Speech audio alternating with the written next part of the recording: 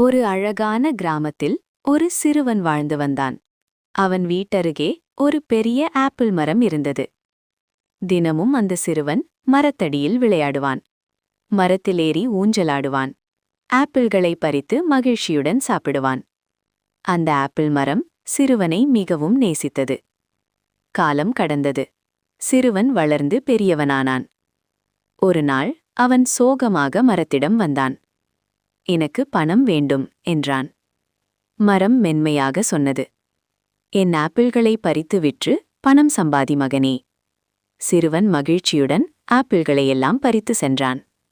மீண்டும் சில ஆண்டுகள் கழிந்தன. சிறுவன் திரும்ப வந்தான். எனக்கு வீடு கட்ட வேண்டும் என்றான்.